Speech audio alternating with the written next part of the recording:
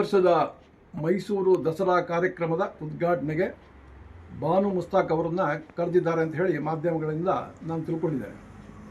ಬಂಧುಗಳೇ, ನಾನು ಬಾನು ಮುಸ್ತಾಕ್ ಅವರಿಗೆ ಒಂದೆರಡು ಪ್ರಶ್ನೆಗಳನ್ನು ಕೇಳಲು ಇಚ್ಛೆ ಪಡ್ತೇನೆ. ನೋಡಿ, ಬಾನು ಮುಸ್ತಾಕ್ ಅವರು ಅಭಿವ್ಯಕ್ತಿ ಸ್ವಾತಂತ್ರ್ಯದ ಬಗ್ಗೆ ವಿಶೇಷವಾಗಿ ಅವರ ಸಾಹಿತ್ಯ ಕೃತಿಗಳಲ್ಲಿ ಹೇಳಿದ್ದಾರೆ ಅಂತ ಹೇಳಿ ತಿಳಿದು ಬಂದಿದೆ. ತ್ರಿಪಲ್ ತಲಾಕ್ ಬ್ಯಾನ್ ಆಗಿ ಈಗ ಕೆಲವು ವರ್ಷಗಳು ಕಳೆದವು. ಹಿಂದೂ ಸ್ತ್ರೀ ಒಬ್ಬಳಿಗೆ ಇವತ್ತು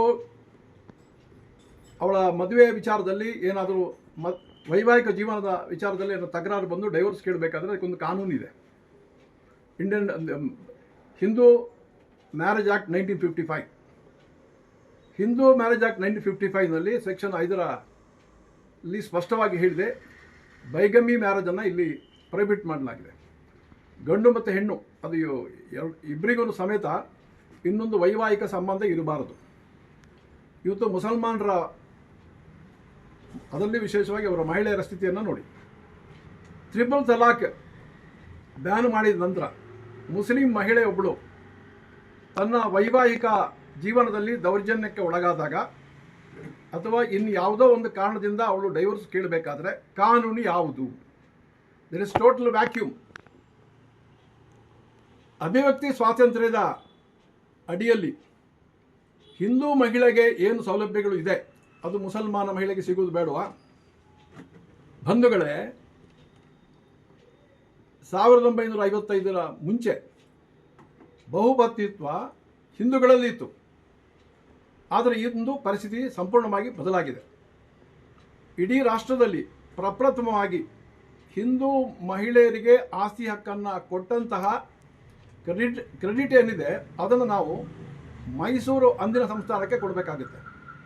Hindu women right to property act of 1933 ಇಡೀ ದೇಶದಲ್ಲೇ ಮೊದಲು ಮೈಸೂರಿನ ಮಹಾರಾಜರು ಮಹಿಳೆಯರ ಹಕ್ಕಿಗೆ ಸಂಬಂಧಪಟ್ಟಂಥ ಕಾನೂನನ್ನು ತರ್ತಾರೆ. ಈ ದಸರಾ ವೇದಿಕೆ ಇದೆಯಲ್ಲ, ಇದು ಬಾನು ಮುಸ್ತಾಕ್ ಅವರಿಗೆ ಹಿಂದೂ ಮ್ಯಾರೇಜ್ ಆ್ಯಕ್ಟಿಗೆ ಸಮಾನಾಂತರವಾದಂತಹ ಒಂದು ಕಾನೂನನ್ನು ಮುಸ್ಲಿಂ ಮಹಿಳೆಯರಿಗೆ ಕೇಳೋದಕ್ಕೆ ಇದೊಂದು ಬಹಳ ದೊಡ್ಡ ಸದಾವಕಾಶ. ಅವರು ಬಹುಪತ್ನಿತ್ವವನ್ನು ಅಲ್ಲಿ ಕಂಡೆಮ್ ಮಾಡಲಿ, ಮುಸ್ಲಿಂ ಮಹಿಳೆಯರಿಗೆ ಸಮೇತ ಹಿಂದೂ ಮಹಿಳೆಯರಿಗೆ ಇರ್ತಕ್ಕಂಥ ಸ್ವಾತಂತ್ರ್ಯ ಅವರಿಗೂ ಸಿಗುವಾಗೆ ಮಾಡಲಿ. ಅವತ್ತು ಅವರು ಕನ್ನಡದ ಒಂದು ಭಾಷೆಗೆ ಸಂಬಂಧಪಟ್ಟಂಥ ಕಾರ್ಯಕ್ರಮದಲ್ಲಿ ಹೇಳ್ತಾರೆ, ಇಲ್ಲಿ ಕುಂಕುಮ ಮತ್ತು ಭುವನೇಶ್ವರಿ ಇದೆಲ್ಲ ನಮ್ಮ ಮುಸಲ್ಮಾನರು ಪಾರ್ಟಿಸಿಪೇಟ್ ಮಾಡಲಿಕ್ಕೆ ಕಷ್ಟ ಆಗ್ತದೆ ಅಂತ ಹೇಳಿ. ಮನೋಸ್ಥಿತಿಯನ್ನು ನೀವು ಒಂದು ಸಲ ಪರಿಶೀಲಿಸಿ ನೋಡಿ. ಪೆಹಲ್ಗಾಮ್ನಲ್ಲಿ ಹಿಂದೂ ಐಡೆಂಟಿಟಿಗಳನ್ನು, ಅದು ಕುಂಕುಮ ಇರ್ಬೋದು, ಗಂಧ ಇರ್ಬೋದು ಅಥವಾ ವಿಭೂತಿ ಇರ್ಬೋದು, ಆ ಐಡೆಂಟಿಟಿಗಳನ್ನು ನೋಡಿ ಅಲ್ಲಿ ಮುಸಲ್ಮಾನರು ಸಂಹಾರಗಳನ್ನು ಮಾಡಿದರು. ಪಾಕಿಸ್ತಾನದಿಂದ ಬಂದಂತಹ ಟೆರರಿಸ್ಟ್ಗಳು ಹಿಂದೂ ಐಡೆಂಟಿಟಿಯ ಮೇಲೆ ಗುರುತಿಸಿ ಜನರನ್ನು ಕೊಂದರು. ಇವರು ಕನ್ನಡ ಸಮ್ಮೇಳನದಲ್ಲಿ ಮಾಡಿದಂತಹ ಒಂದು ಭಾಷಣದ ಮೂಲಕ್ಕೆ ಹೋದಾಗ ಆ ಟೆರರಿಸ್ಟ್ಗಳ ಮನೋಸ್ಥಿತಿ ಇದೆಯಲ್ಲ, ಅದಕ್ಕೆ ಒಂದಕ್ಕೊಂದು ಎಲ್ಲಿಯೋ ಒಂದು ಲಿಂಕ್ ಕಾಣ್ತಾರೆ. ಇದನ್ನು ಅವರು ಸ್ಪಷ್ಟೀಕರಿಸಬೇಕು. ಇವತ್ತು ನಾವು ಯಾವುದೊಂದು ಅಂಗಡಿಗೆ ಹೋಗ್ತೀವಿ, ಅದು ಮುಸಲ್ಮಾನ ಸಹೋದರದಲ್ಲಿ ಅಂಗಡಿ ನಡೆಸ್ತಾ ಇರ್ತಾನೆ. ಅವನ ತಲೆಯಲ್ಲಿ ಒಂದು ಇಸ್ಲಾಮಿಕ್ ಟೋಪಿ ಇರ್ತದೆ. ನಾವೇನು ಅವನ ಅಂಗಡಿಯಲ್ಲಿ ಸಾಮಾನು ಖರೀದಿ ಮಾಡಿದ್ರೆ ವಾಪಸ್ ಬರುವುದಿಲ್ಲ. ಇದು ಸಿಂಧೂರ ಇರ್ಬೋದು, ಕುಂಕುಮ ಇರ್ಬೋದು, ವಿಭೂತಿ ಇರ್ಬೋದು, ಇದು ಒಂದು ಕಲ್ಚರ್ನ ಸಂಬಂಧಪಟ್ಟಂಥ ವಿಚಾರ. ಅದು ನಾನು ವಿಭೂತಿ ಧರಿಸಿದರೆ ಇನ್ನೊಬ್ಬರಿಗೆ ಅದು ಇರಿಟೇಷನ್ ಹೇಗೆ ಆಗುತ್ತೆ? ಅದು ನನ್ನ ಡ್ರೆಸ್ಸಿನಿಂದ ಮತ್ತೊಬ್ಬ ಇರಿಟೇಷನ್ ಆಗುವಂಥ ಪ್ರಶ್ನೆ ಇಲ್ಲ. ಮತ್ತು ಕನ್ನಡಕ್ಕೆ ಮತ್ತು ಹಿಂದೂ ಧರ್ಮಕ್ಕೆ ಯಾವ ರೀತಿಯ ಸಂಬಂಧ ಇದೆ ಅಂತಂದರೆ, ಅರೇಬಿಕ್ ಭಾಷೆಗೂ ಇಸ್ಲಾಮಿಗಿರುವ ಸಂಬಂಧ ಇದೆ. ಅದಕ್ಕೆ you cannot separate the Hindu living from Kannada. ಕನ್ನಡದ ಯಾರು ಮಾತಾಡೋರು ಇದ್ದಾರೆ ಅವರು ಮೂಲಭೂತವಾಗಿ ಆ ಭಾಷೆಯನ್ನು ಅಭಿವೃದ್ಧಿ ಮಾಡಿಕೊಂಡು ಬಂದಿರತಕ್ಕಂಥವರು ಹಿಂದೂ ಧರ್ಮಕ್ಕೆ ಸೇರಿದವರೇ. ಜೈನ ಬಂಧುಗಳು ಭಾಳಷ್ಟು ಜನ ಅದಕ್ಕೆ ಕಾಂಟ್ರಿಬ್ಯೂಟ್ ಮಾಡಿದ್ದಾರೆ.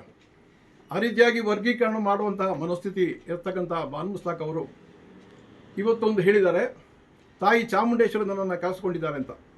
ನಾನು ಅವರ ಹೇಳಿಕೆಯನ್ನು ನಾನು ಪ್ರಶ್ನೆ ಮಾಡೋದಿಲ್ಲ. ಇದು ಭಾವನೆಗೆ ಸಂಬಂಧಪಟ್ಟಂಥ ವಿಚಾರ. ತಾಯಿ ಎಲ್ಲರನ್ನೂ ಕರೆಸ್ಕೊಳ್ಬೋದು. ಅವರಿಗೆ ಒಂದು ಹಿಸ್ಟೋರಿಕಲ್ ಆಪರ್ಚುನಿಟಿ ಇದು ಆಗಿರ್ಬೋದು. ಆದರೆ ನನ್ನ ಒಂದು ರಿಕ್ವೆಸ್ಟ್ ಇಷ್ಟೇ, ನಮ್ಮ ಪರವಾಗಿ ಅವರು ಮಾತಾಡೋದು ಬೇಡ. ಈ ಸಮಾಜದಲ್ಲಿ ಯಾರು ಒಂದು ಹಕ್ಕಿನ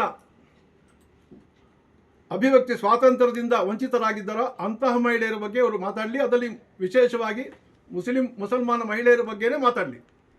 ನಮಸ್ಕಾರ.